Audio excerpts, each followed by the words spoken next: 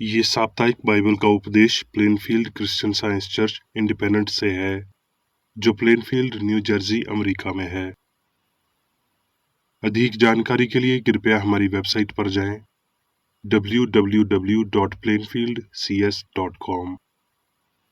आपके अध्ययन के लिए ये पाठ रविवार 5 नवंबर 2023 के लिए है। विषय: आदम और प्रतीत आदमी। स्वर्णपथ: अय्यूब। क्या पहला मनुष्य तू ही उत्पन्न हुआ? क्या तेरी उत्पत्ति पहाड़ों से भी पहले हुई? उत्तरदायी ध्यान। यूहन्ना। उत्पत्ति। आदि में वचन था, और वचन परमेश्वर के साथ था, और वचन परमेश्वर था। सब कुछ उसी के द्वारा उत्पन्न हुआ, और जो कुछ भी उत्पन्न हुआ है उसमें से कोई भी वास्तु उसके बिना उत्पन्न नहीं हुई। वो ना तो लहू से, ना शरीर की इच्छा से, ना मनुष्य की इच्छा से, परंतु परमेश्वर से उत्पन्न हुए हैं। तो भी कोहरा पृथ्वी से उठता था, जिससे सारी भूमि सिंच जाती थी। और यहोवा परमेश्वर ने आदम को भूमि की मट्टी से रचा, और उसके नथनों में जीवन का श्वास फूंक दिया, और आदमी जीवित पुरानी बन गया। तब यहोवा परमेश्वर ने आदम को गहरी नींद में डाल दिया, और जब वो सो गया, तब उसने उसकी एक पसली निकालकर उसकी सांति मांस भर दिया। और यहोवा परमेश्वर ने उस पसली को जो उसने आदम में से निकाली थी, स्त्री बना दी, और उसको आदम के पास ले आया। जब आदमी अपनी पत्नी हवा के पास गया, तब उसने गर्भवती होकर कायन को जन्म दिया और कहा, मैंने यहोवा की सहायता से एक पुरुष पाया है।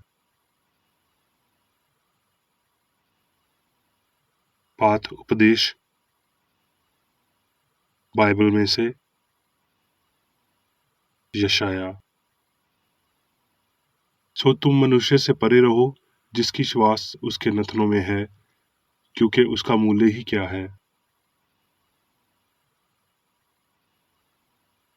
नीति वचन। यहोवा ने मुझे काम करने के आरंभ में, वरुण अपने प्राचीन काल के कामों से भी पहले उत्पन्न किया।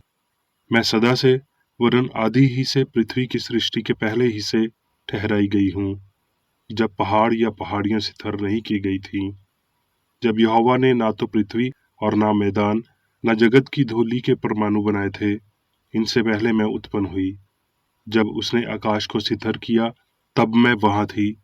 जब उसने गहरे सागर के ऊपर आकाशमंडल ठहराया, जब उसने आकाशमंडल को ऊपर से सिथर किया, और गहरे सागर के सोते फूटने लगे, जब उसने समंदर का सिवाना ठहराया कि जल उसकी आज्ञा का उल्लंघन न कर सके, और जब वो पृथ्वी की नींव की डोरी लगाता था, तब मैं कारीगर सी उसके पास थी, और प्रतिदिन मैं उसकी प्रसन्नता थी, और हर समय उसके सामने आनंदित रहती थी। इसलिए अब हे मेरे पुत्रों, मेरी सुनो। अय्यूब। मनुष्य जो स्त्री से उत्पन्न हुआ है, वो थोड़े दिनों का है, और दुख से भरा रहता है। इस कारण उससे अपना मुंह फेर ले। ग्रंथियों। और जैसे आदम में सब मरते हैं, वैसे ही मसीह में सब जिलाए जाएंगे। ऐसा ही लिखा भी है कि प्रथम मनुष्य अर्थात आदम जीवत पुरानी बना, और अंतम आदम जीवतदायक आत्मा बना। प्रथम मनुष्य धरती से अर्थात मिट्टी का था, दूसरा मनुष्य स्वर्गीय है। और जैसे हमने उसका रूप जो मिट्टी का था धारण किया, वैसे ही उस स्वर्गीय का रूप भी धारण करेंगे। यूहन्ना। फरीसियों में से निकोदेमुस नाम एक मनुष्य था, जो यहूदियों का सरदार था। उसने रात को यीशु के पास आकर उससे कहा, हे प्रभु, हम जानते हैं कि तू परमेश्वर की ओर से गुरु होकर आया है, क्योंकि कोई इन चिन्हों को जो तू दिखाता है, यदि परमेश्वर उसके साथ ना हो तो नहीं दिखा सकता।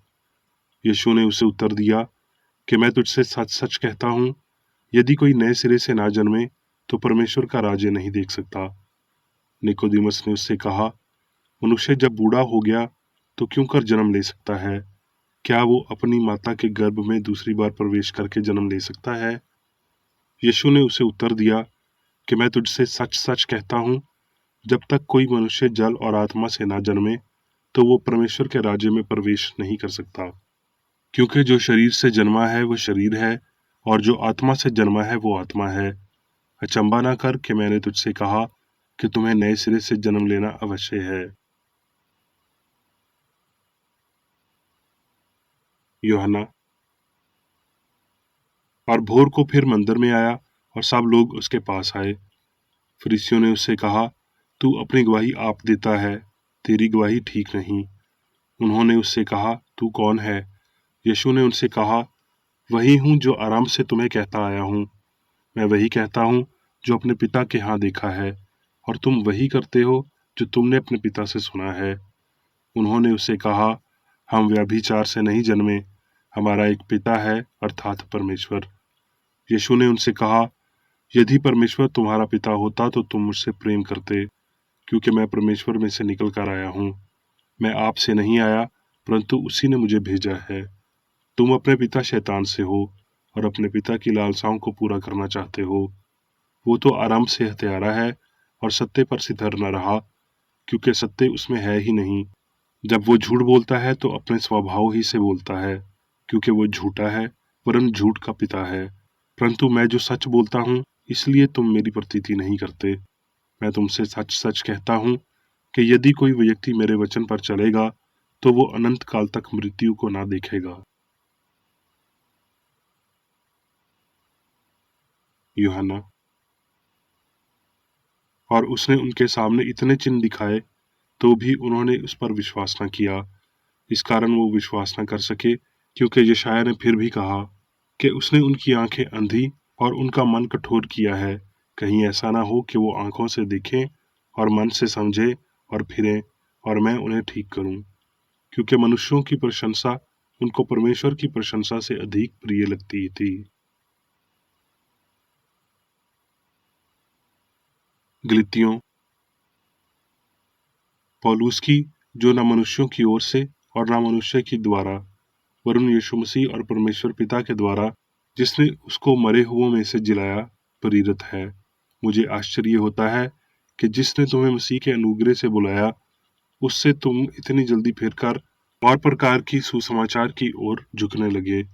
यदि मैं अब तक मनुष्यों ही की प्रशंसा करता रहता, तो मसीह का दास न होता, परंतु परमेश्वर की, जिसने मुझे मेरी माता के गर्भ ही से मुझे ठहराया और अपने अनुग्रह से बुलाया।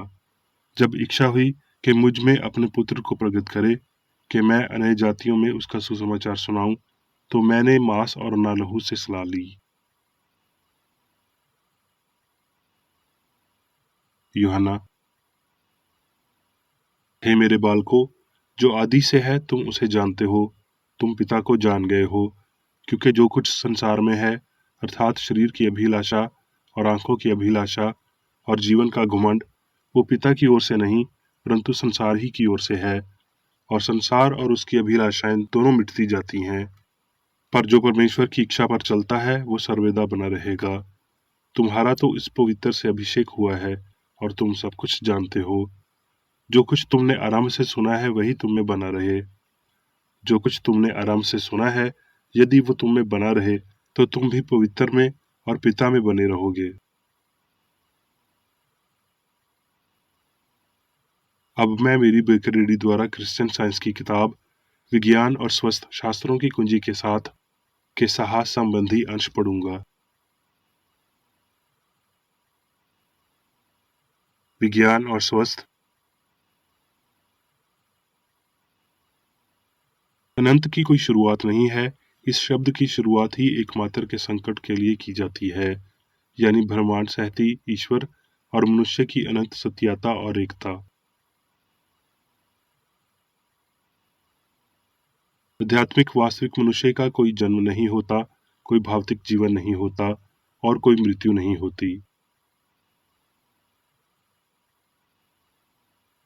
अनंत काल तक ईश्वर की सरकार के तहत मनुष्य के लिए कभी पैदा ना होने और ना कभी मरने से उसकी उच्च संपत्ति से गिरना असंभव था। जल्दी या बाद में हमें पता चलेगा कि मनुष्य की परिमित क्षमता के भ्रूण को इस भ्रम से मजबूर किया जाता है कि वो आत्मा की बजाय आत्मा के स्थान पर शरीर में रहे। यदि आत्मा सब कुछ है और हर जगह है, तो पदार्थ क्या और कहाँ है? नींद और सामूहिक भावतिक इंद्रिय की पौराणिक प्रकृति की व्याख्या करते हैं। नींद भावतिक बोध को या तो विस्मृति, शून्यता या भ्रम या सपने के रूप में दर्शाती है।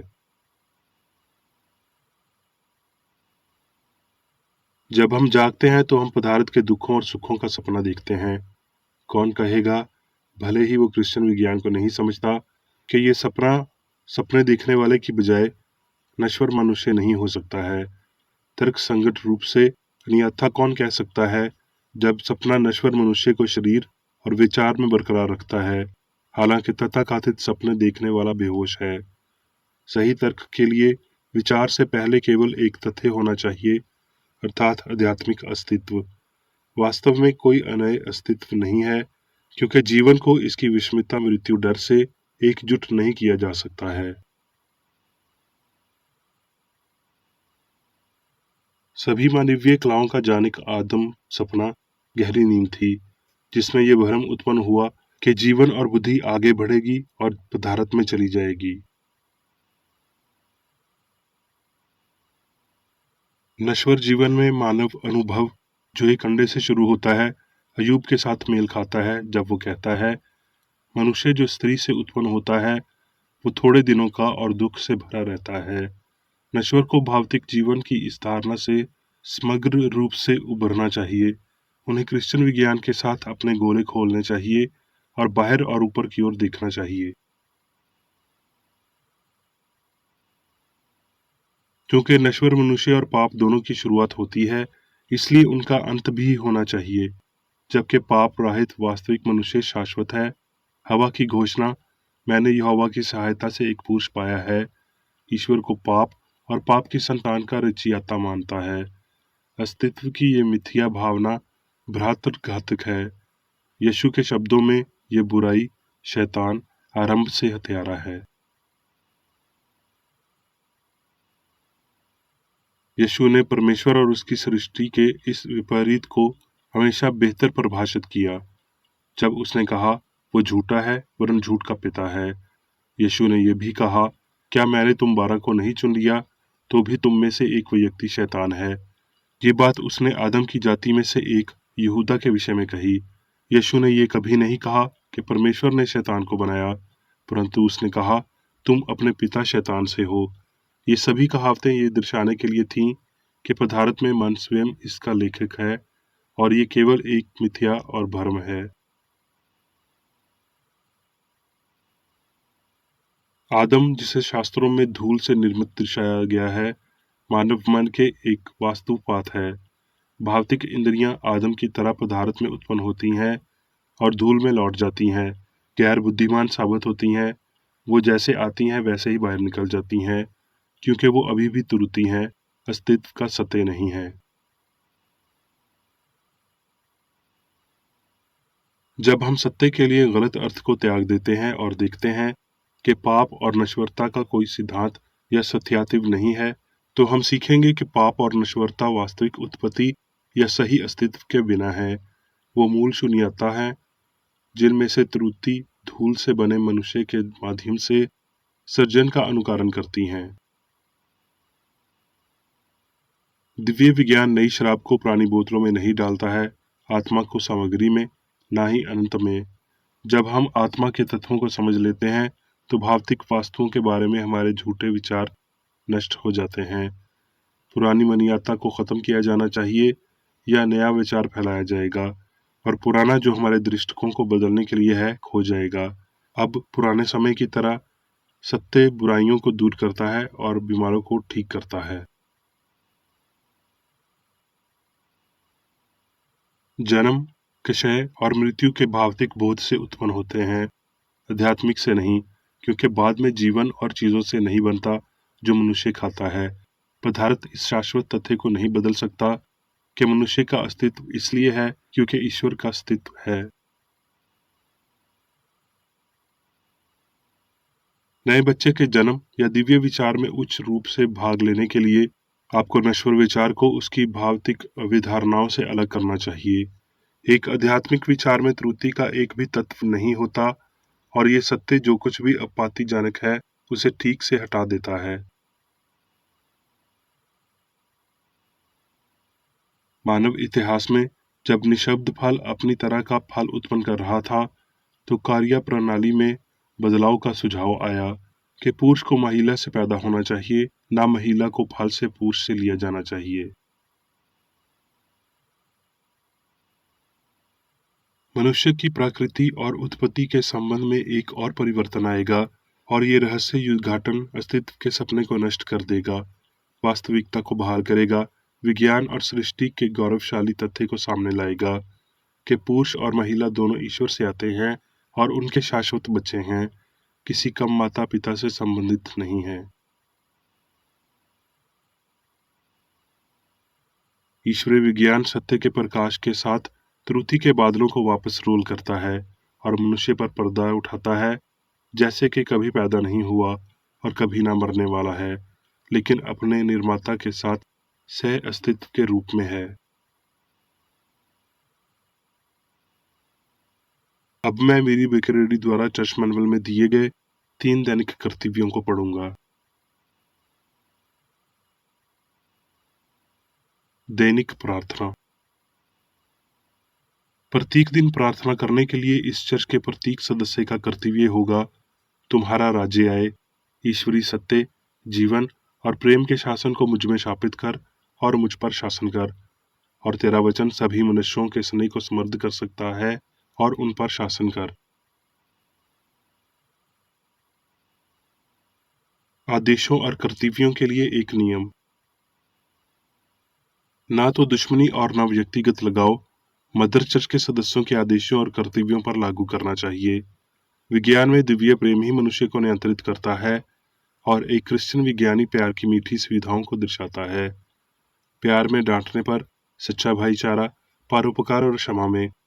इस चर्च के सदस्यों को प्रतिदिन ध्यान रखना चाहिए और सभी बुराई दूर करने, भविष्यवाणी, न्याय करने, निंदा करने, परामर्श देने, प्रभावित करने या गलत तरीके से प्रभावित होने से बचने के लिए प्रार्थना करनी चाहिए।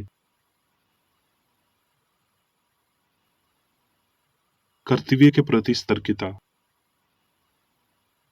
इस चर्च के प्रत्येक सदस्य का यह कर्तव्य होगा कि वो प्रतिदिन आक्रामक मानसिक सुझाव से बचाव करे और भूलकर भी ईश्वर, नेता और मानव जाति के प्रति अपने कर्तव्य की उपेक्षा नहीं करनी चाहिए। उनके कामों से उन्हें आंका जाएगा और वो उचित या निंदनीय होगा।